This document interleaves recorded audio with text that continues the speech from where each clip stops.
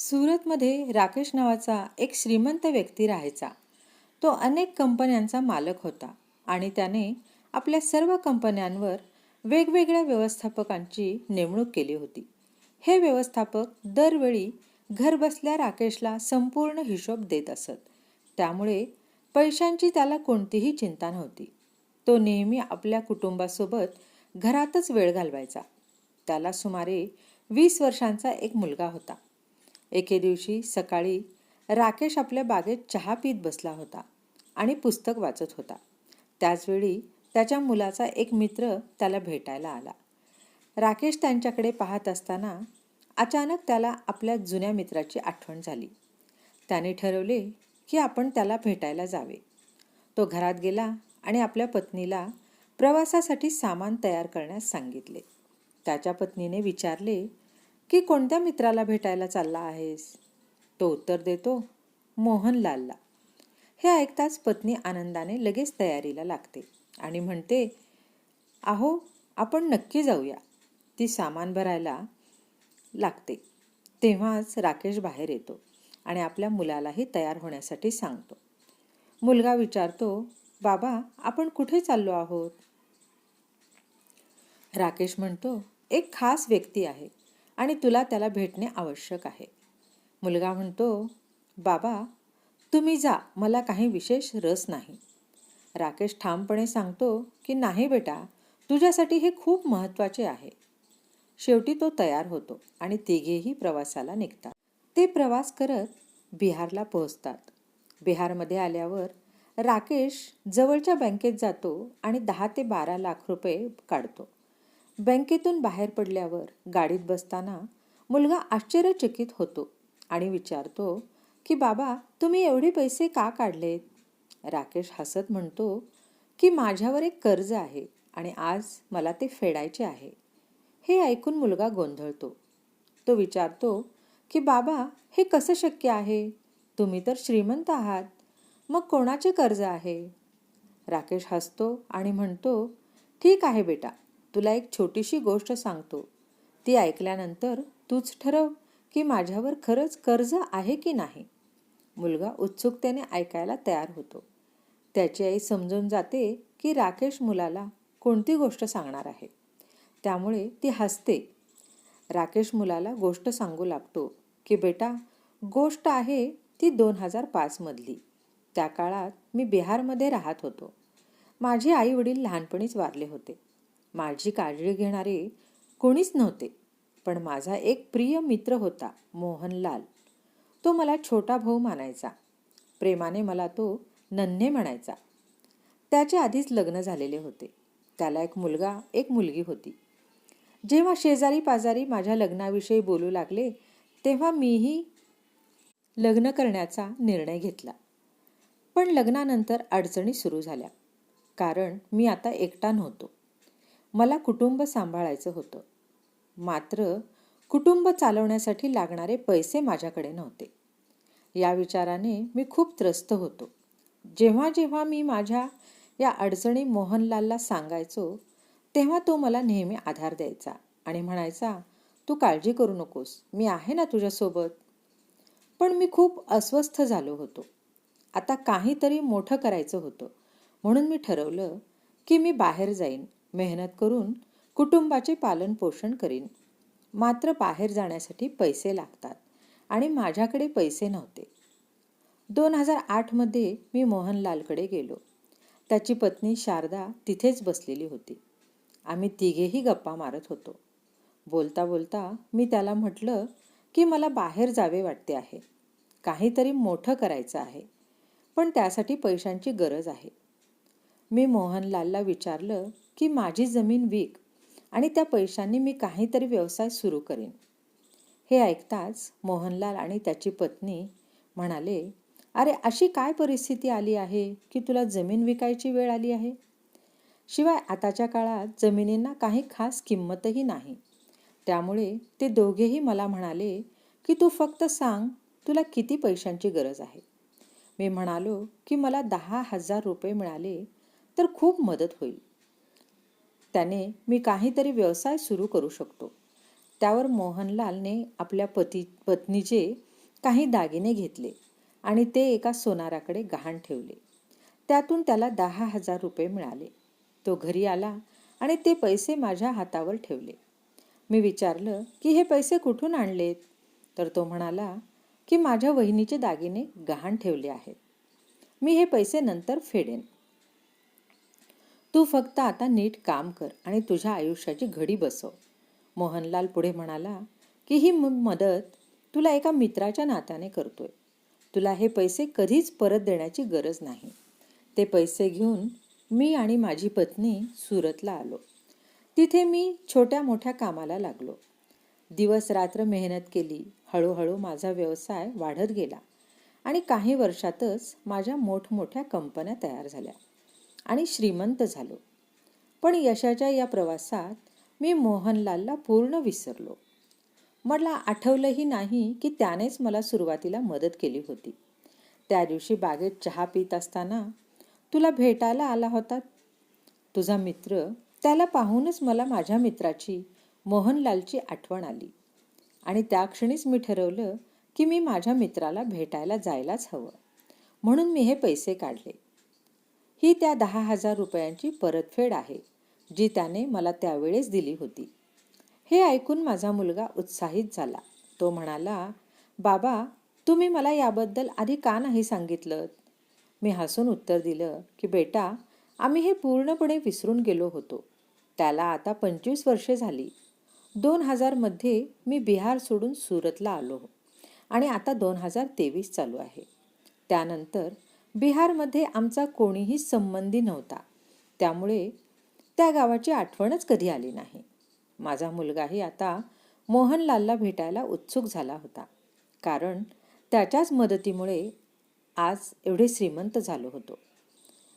हळूहळू प्रवास पुढे सरकत होता. अखेर संध्याकाळच्या सुमारास आम्ही मोहनलालच्या घरी पोहोचलो. एक मोठी गाडी मोहनलालच्या घरासमोर उभी राहिली. हे पाहून गावातील काही लोक आश्चर्याने त्या व्यक्तीकडे पाहू लागले, कारण मोहनलालचं घर अतिशय जीर्ण झालं होतं. ते पाहून सहज लक्षात येत होतं की अनेक वर्षे त्या घराची दुरुस्तीही झाली नव्हती. ही गोष्ट राकेशला जाणवली. तो आपल्या गाडीतून उतरला आणि थेट घराच्या दिशेने जाऊ लागला. गावातील वातावरण असल्याने घराचा दरवाजा उघडाच होता. राकेश आपल्या कुटुंबासोबत घरात शिरला. घरात मोहनलाल आणि त्यांची पत्नी शारदा आपापसात गप्पा मारत बसले होते. अचानक त्यांनी एका सुटाबुटातील व्यक्तीला आत येताना पाहिलं आणि ते दोघेही आश्चर्यचकित झाले. मोहनलाल त्याला म्हणाले, कोण भाऊ, कोण तुम्ही, आणि अशा पद्धतीने घरात का शिरलात? हे ऐकून राकेश हसला. त्याच्यासोबत आलेली त्याची पत्नीही हलकेच हसली. राकेश म्हणाला, साहेब, आम्हाला येथे एका व्यक्तीला भेटायचं आहे. हे ऐकून मोहनलाल अधिकच गोंधळले, कारण त्या व्यक्तीच्या पेहरावावरून तो करोडपती वाटत होता. पण तरीही तो त्याला साहेब म्हणत होता. मोहनलाल हसत म्हणाले, अरे भाऊ, काय विनोद करताय? साहेब तर तुम्ही आहात, आम्ही कुठले साहेब? राकेश नम्रपणे, नाही साहेब, माझ्यासाठी तुम्हीच आहात साहेब. तुम्ही नसता तर आज मी कुठे असतो कोण जाणे. पण मोहनलाल चकित झाले आणि म्हणाले, अरे काय बोलताय तुम्ही? थट्टा पुरे आता. आधी हे सांगा, तुम्ही आहात तरी कोण? राकेश हलकेच हसला आणि म्हणाला, साहेब, खरं तर माझं नाव राकेश आहे. पण लहानपणी काही लोक मला प्रेमाने नन्हे म्हणायचे. हे ऐकताच मोहनलाल आणि शारदाच्या डोळ्यासमोर जुने दिवस तरळू लागले. त्याने नीट पाहिलं आणि ओळखले की हा तोच नन्हे आहे ज्याला त्यांनी कधी काळी मदतीसाठी पैसे दिले होते, जो त्यानंतर गाव सोडून निघून गेला होता. मोहनलालच्या डोळ्यात अश्रू दाटले. तो गावातच राकेशला मिठी मारून म्हणाला, अरे नन्हे, तू तर पूर्णपणे बदलून गेला आहेस. तुला ओळखताही येईना. हे ऐकून राकेशही भावूक झाला. त्याच्या डोळ्यातूनही अश्रू वाहू लागले. तोही मोहनलालला घट्ट मिठी मारून रडू लागला. थोड्या वेळाने वातावरण शांत झाले. त्यानंतर राजेशची पत्नी पुढे सरसावली आणि तिने मोहनलालजींच्या पाया पडून नमस्कार केला. हे पाहून गावातील लोक अधिकच चकित झाले. करोडपतीच्या पत्नीने एका गरीब कुटुंबाच्या पाया पडणं त्यांच्या कल्पनेबाहेरचे होते. त्यामुळे काही लोक घराबाहेरून डोकावून पाहू लागले. काहींनी तर कान लावून आता संभाषणावर लक्ष केंद्रित केलं. शारदा हसून म्हणाली, अहो, उभ्यानेच बोलत राहणार आहात का, की गप्पा मारायला त्यांना बसायलाही सांगणार? मोहनलाल लगेच सावरले आणि त्यांनी सर्वांना बसायला सांगितले. त्यानंतर त्यांनी राकेशची चौकशी केली. राकेश म्हणाला, मोहनलालजी, सध्या मी गुजरातमधील सुरतमध्ये राहतो. तिथे माझ्या मोठ्या कंपन्या आहेत. मी खूप छान जीवन जगतोय. पण तुम्ही सांगा, तुमच्या आयुष्यात काय सुरू आहे आणि हे घर कसं एवढं मोडकळीस आलं आहे? हे ऐकून मोहनलाल आणि शारदा शांत झाले. त्यांच्या चेहऱ्यावर दुःख स्पष्ट दिसत होतं. राकेशने मोहनलालचा हात हातात घेतला आणि म्हणाला, मोहनलालजी, तुम्ही माझ्यासाठी फक्त मित्र नाहीत तर माझे मोठे भाऊ आहात. जर त्यावेळेस तुम्ही मला मदत केली नसती तर मी आज कुठे असतो देव जाणे. कृपया कसलीही अडचण असेल तर निसंकोचपणे मला सांगा. हे ऐकून मोहनलाल दीर्घ श्वास घेत म्हणाले, नन्हे, तुझ्या आठवणी नेहमी ताज्या आहेत. तुझी मदत करण्यासाठी आम्ही कर्ज काढलं आणि मेहनतीने ते फेडले. पण नंतर आयुष्यात अनेक संकटे आली, तब्येत बिघडली, मुलांची शिक्षणाची जबाबदारी वाढली आणि त्यातच आमची मुलगीही मोठी झाली. हळूहळू मी सतत आजारी पडू लागलो. त्यामुळे मी कमवायला जाऊ शकलो नाही. माझा मुलगा बाहेर जाऊन मेहनत मजुरी करून पैसे कमावतो आणि कुटुंबाच्या आर्थिक परिस्थितीला हातभार लावण्याचा प्रयत्न करतो. पण कितीही प्रयत्न केला तरी तो एवढे पैसे कुठून आणणार?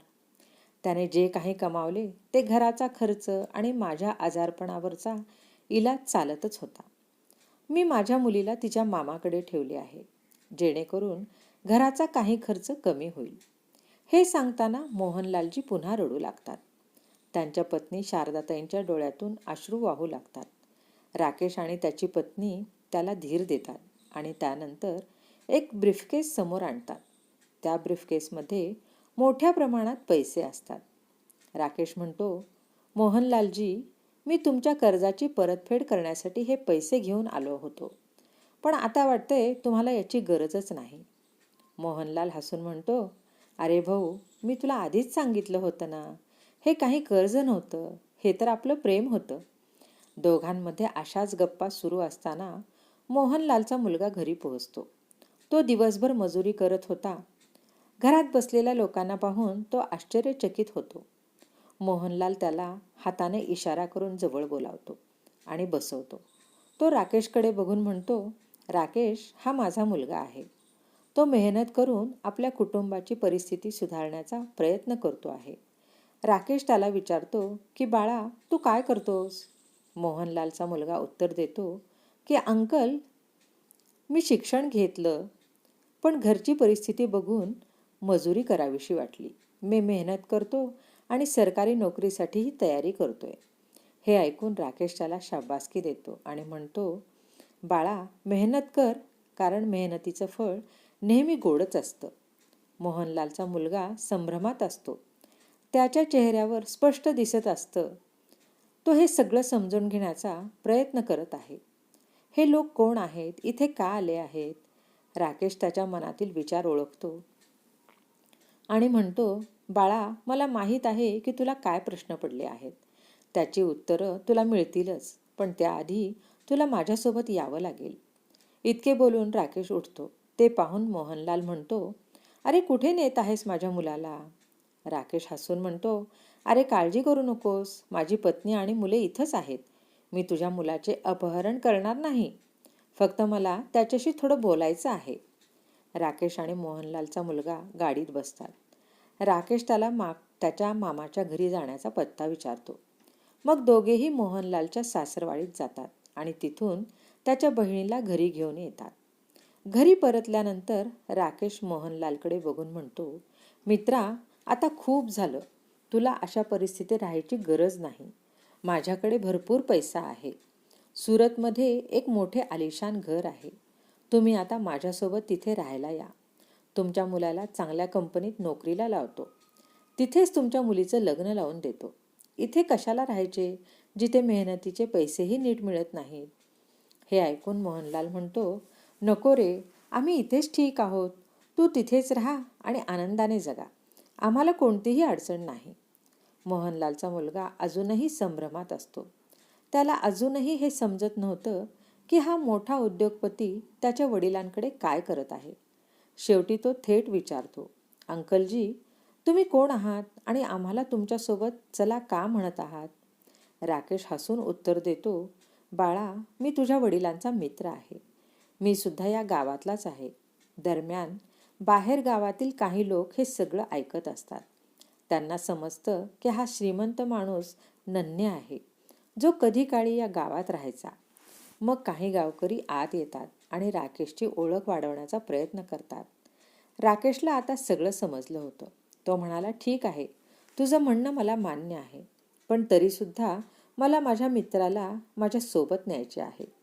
हे ऐकून मोहनलाल म्हणाला, भाऊ, आता रात्र झाली आहे.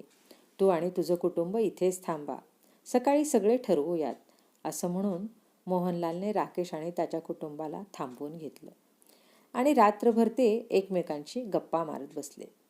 त्याच गप्पांमध्ये त्याने ठरवलं की आता मोहनलाल आणि त्याचे संपूर्ण कुटुंब राकेशसोबत सुरतला जाईल आणि पुढचे आयुष्य तिथेच घालवेल. दुसऱ्या दिवशी सकाळी राकेश मोहनलालच्या संपूर्ण कुटुंबाला घेऊन सुरतला आपल्या घरी पोहोचतो. तिथे त्यांना योग्य सन्मान आणि आदर देऊन तो त्यांची चांगली व्यवस्था करतो. राकेशने मोहनलालच्या मुलीचे लग्न एका प्रतिष्ठित कुटुंबात लावून दिले आणि मोहनलालच्या मुलाला आपल्या कंपनीत मोठ्या पदावर म्हणजेच व्यवस्थापक बनवले. काही महिन्यातच मोहनलालच्या मुलाचंही लग्न झालं आणि त्याची पत्नीही त्यांच्यासोबतच राहू लागली. काही काळाने मोहनलालचा मुलगा स्वतःसाठी वेगळं घर घेतो आणि तिथे आपल्या पत्नीसोबत राहू लागतो. मोहनलाल आणि त्याची पत्नी शारदा कधी राकेशकडे राहायचे तर कधी आपल्या मुलाकडे. ते आता आनंदाने आणि समाधानाने आयुष्य घालवत होते. दरम्यान गावात ही बातमी पसरली की आपल्या गावचा नन्हे आता मोठा उद्योजक बनला आहे. त्यामुळे गावातील काही लोक आपल्या मुलांसाठी नोकरीची शिफारस घेऊन राकेशकडे येऊ लागली. राकेशने त्यांना आपल्या कंपनीत काम दिलं आणि त्यांनाही चांगलं भविष्य घडवण्याची संधी दिली. हळूहळू सर्वजण आपापल्या आयुष्यात स्थिर झाले. सध्या मोहनलाल त्यांच्या मुलासोबत सुरतमध्येच राहतात आणि त्यांच्या मुलाला 3 मुलंही आहेत. राकेशचा मुलगाही आता विवाहबद्ध झाला आहे. त्यालाही 2 मुले आहेत. मोहनलालचा मुलगा आणि राकेशचा मुलगा एकमेकांचे चांगले मित्र झाले आहेत. मोहनलालचा मुलगा राकेशच्या मुलाला आपल्या धाकट्या भावासारखा मानतो. अशा प्रकारे दोन्ही मित्रांचे कुटुंब एकमेकांच्या मदतीने, सहकार्याने सुखी समाधानी आयुष्य जगू लागले. रसिक श्रोते हो, ही कथा तुम्हाला आवडली असेल तर लाईक करा, शेअर करा, सबस्क्राईब करा आणि एक गोड कमेंट द्यायला विसरू नका. जय श्रीराम.